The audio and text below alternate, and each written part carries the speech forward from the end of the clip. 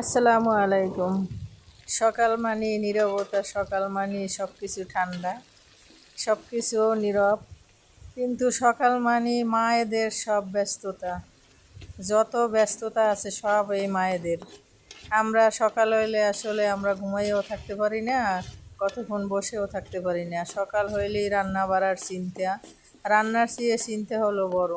1-1.5 ঘন্টা চিন্তা করি কি রান্না করব, তারপর একটা জিনিস বাইর করে তারপর রান্না করি।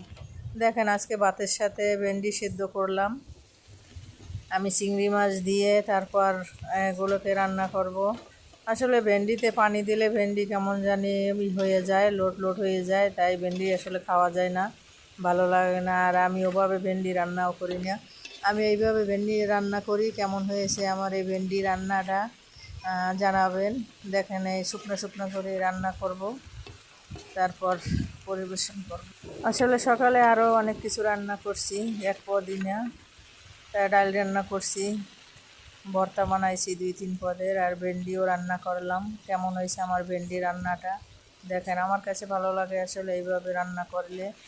আর ছোটো ছোটো করে কেটে ভাজি করবেন, ওটাও ভালো লাগে, কিন্তু একটু আলু দিলে একটু বেশি ভালো লাগে।